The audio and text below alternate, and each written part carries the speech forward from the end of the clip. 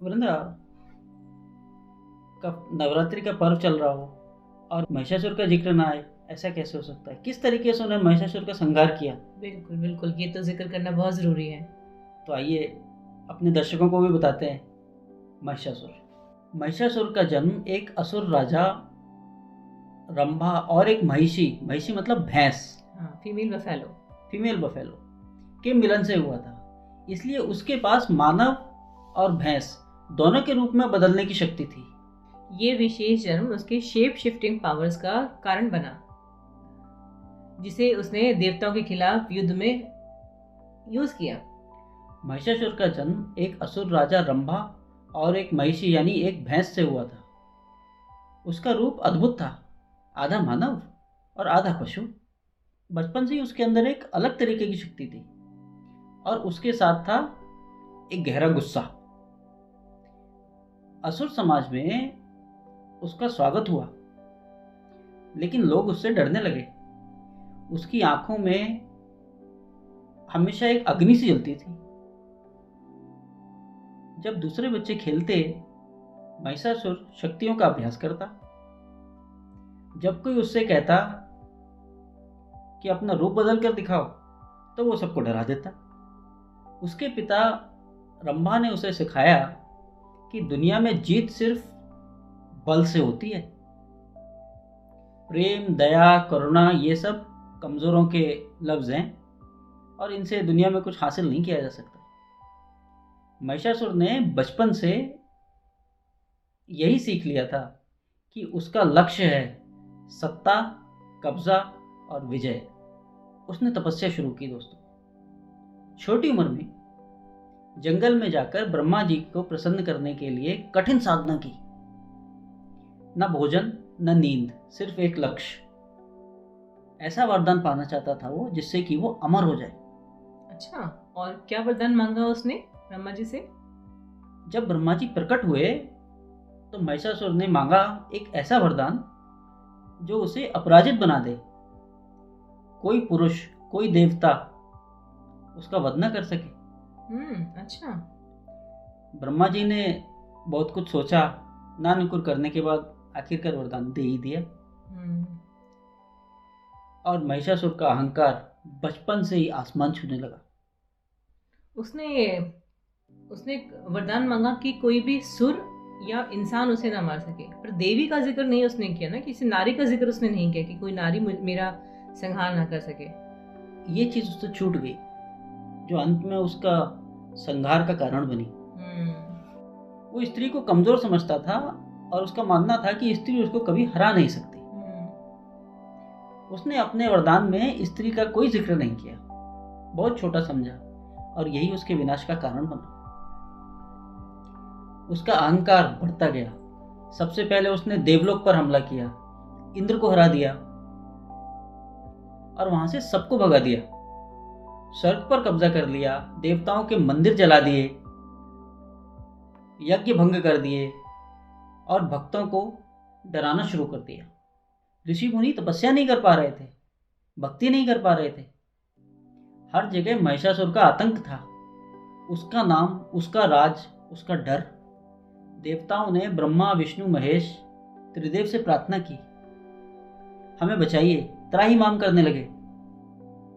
महिषासुर को कोई मार नहीं सकता था। ब्रह्मा जी ने वरदान जो दिया था उसे, जो मिला था उसे।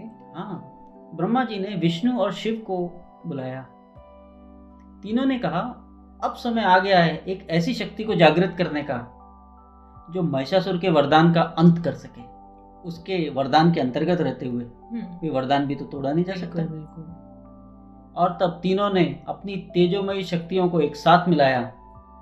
विष्णु का चक्र, महादेव का त्रिशूल और ब्रह्मा जी का कमंडल सब एक रूप में समाहित हो गया। उस तेज से एक स्त्री का जन्म हुआ जिसने देवताओं का उद्धार किया। माँ दुर्गा। न जाति थी, न जन्म से बंधी थी, वो शक्ति थी, प्रकृति थी और सामर्थ्य का रूप थी, शक्ति का रूप, माँ दुर्गा। उनका रूप इतना दिव्य कि देवताओं ने आंखों से देख नहीं पाए, बस महसूस ही कर पाए। शेरों पर सवार, है ना भव्य? बिल्कुल बिल्कुल। और 10 भुजाओं वाली दुर्गा माता। 10 भुजाओं में 10 शास्त्र और मुख पर एक शांत लेकिन तेजोमयी मुस्कान। हर देवता ने अपना शस्त्र माँ दुर्गा को दिया। इंद्र ने वज्र, विष्णु ने चक्र, शिव ने त्रिशूल, वरुण ने शंख, अग्नि ने तीर और यमराज ने तलवार। ये था एक स्त्री का जन्म, जो ना कभी जन्मी थी ना कभी मरेगी, जो अमर है, जो हर युग में अहंकार के सामने खड़ी होती है, जो हर भक्त के अंदर भी जागती है जब वो अपने डर से लड़ता है। जब माँ दुर्गा ने महिषासुर को युद्ध के लिए ललकारा, पूरा ब्रह्मांड कांप उठा। शेर की गरज, शंख की ध्वनि और देवताओं की प्रार्थना सब एक साथ गूंज उठे। रूप बदलने वाला राक्षस महिषासुर। महिषासुर ने अपना पहला रूप धारण किया, एक भयंकर भैंसा। उसने धरती को कपकपाया, पहाड़ों को तोड़ दिया।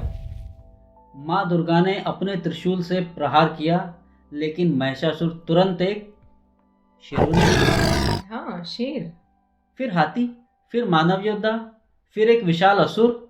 हर रूप में वो अपनी शक्ति दिखाता रहा। उसे तो शेप शिफ्टिंग का वरदान मिला हुआ था ना पहले से ही।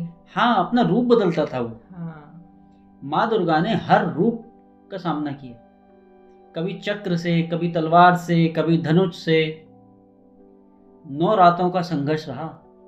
9 रात 9 दिन तक वो युद्ध चलता रहा। हर रात एक नई चुनौती, एक नया रूप। माँ दुर्गा ने कभी अपने शेर को आगे भेजा, कभी स्वयं प्रहार किया। देवताओं ने देखा एक स्त्री शक्ति का रूप, जो उनकी हर हार को जीत में बदल रही थी। माँ दुर्गा। अब आता है विजयदशमी का अंतिम दिन। युद्ध चलते हुए 9 दिन 9 रात बीत चुके हैं। 10वें दिन महिषासुर ने अपना सबसे भयंकर रूप धारण किया। और क्या था वो रूप? उसकी आंखों में अग्नि थी, उसके हाथों में शस्त्र। माँ दुर्गा ने अपना त्रिशूल उठाया और एक ही प्रहार में महिषासुर का वध कर दिया।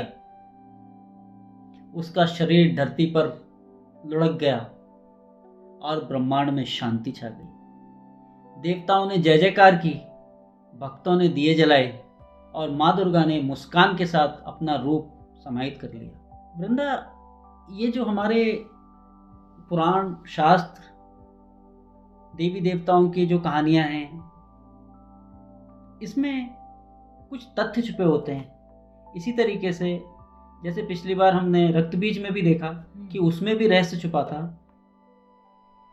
महिषासुर के वध में माँ दुर्गा ने जो महिषासुर का वध किया, इसमें भी एक रहस्य है। हम आज की जिंदगी में भी इससे कुछ सीख सकते हैं। महिषासुर का वध ये सिर्फ एक राक्षस का वध नहीं था, ये था अहंकार, अज्ञान और वासना के खिलाफ एक स्त्री की जीत। माँ दुर्गा हमें याद दिलाती हैं कि जब हम अपने अंदर के महिषासुर से लड़ते हैं, तब हम अपने असली रूप में जीत पाते हैं। तो यही है महिषासुर के वध का रहस्य। माँ दुर्गा ने हमको यही सीख दी है। तो दोस्तों, अपनी ज़िंदगी में अपनाएं, अपने अंदर के राक्षस को इसी तरीके से मारें, तभी हम एक बेहतर कल और एक बेहतर दुनिया बना सकते हैं। नमस्कार। धन्यवाद।